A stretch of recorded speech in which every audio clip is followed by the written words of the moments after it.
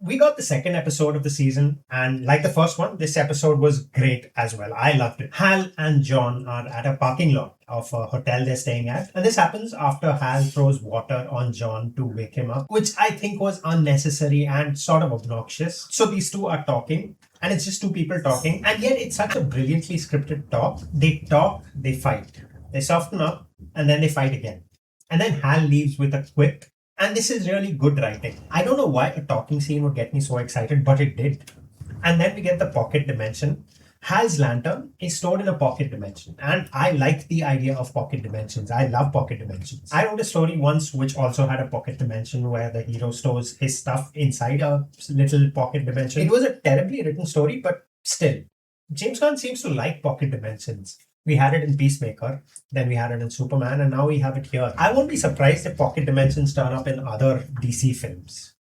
Anyway, later Hal drives around town with these dead alien bodies in his car, nicely seatbelted up, because he wants to investigate and figure out what exactly is happening in town.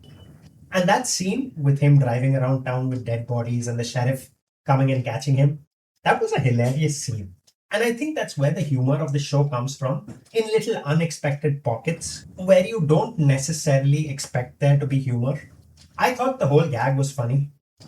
I don't know why I'm talking about one thing for so long. So let's talk about something else, like John, for example. He has this memory vision thing. The aliens inject him with memories of a dying world. I'd imagine this transference of memory, it would be quite traumatic for John. And he does show some signs of trauma, I guess. But the sight of seeing an entire race of people being genocided, that should have disoriented him. That should have rattled him a bit. But we don't see him rattled. He's still somewhat composed after the memories are injected into him. I just thought that scene could have been written better. The after effects of the memory being injected into his brain, they should have given John more time to react to all that death and destruction. And that's about the only complaint I have about the show.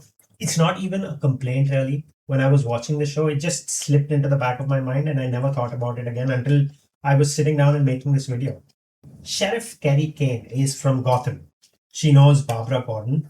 And we know these things because in the episode, she actually tells us she's from Gotham. And she's on the phone in the first episode talking to someone who knows a Barbara. So Barbara Gordon and Gotham, those seem to be threads we could pull at some time. Anyway, at the end of the episode, Hal meets Sinestro. And that in itself is a big thing because Sinestro has had a history with Hal. But I'm not really interested in that right now. What I'm interested in, what I want to talk about now, is what Sinestro said to Hal, that the Manhunters are only the second greatest threat to the universe. What the heck is the first greatest threat to the universe? Is it Hal Jordan himself as Parallax? Is it the Guardians? Is it something else entirely? I don't know, and it's annoying me, that line of Sinestro. I'm beginning to like this version of Hal. He's kind of goofy in a way. He's an a-hole. I wouldn't want to be his friend at all, but it's fun seeing him be him. He's not a typical superhero who's polished and proper. He can be that, and he is that for the general public who want his autograph. But in his own personal life, he's kind of a dick. And this dickishness, it's kind of earned because he's been at this job for so many years. And if you've been at a job for so long, you get to be who you want to be. And who Hal Jordan is a dick. A lovable dick, but still a dick. But this is all justification for why I like Hal Jordan. I think the real reason why I like Hal Jordan is he's someone who doesn't like authority. He hasn't liked authority for the last 10 years. He's sort of a rebel of sorts. And I think I identify with that the most. I like the fact that he distrusts the Guardians. He's still goofy and he's still playful at times. And he's still an ass to John. But he dislikes the Guardians as authority. And I think I like that about him the most. I'm also beginning to like John. That's not true. I always liked John right from the beginning. So there isn't really much to add there. So before the Guardians started using Green Lanterns to police the entire galaxy, they used someone called Manhunters. And we're told there might be a Manhunter in Rushville. And I think all this talk of Manhunter has brought up a rather interesting conversation about AI. I think what's been discussed in the show is that AI is essentially bad and will bring about the downfall of humanity. Nothing that drastic, but still.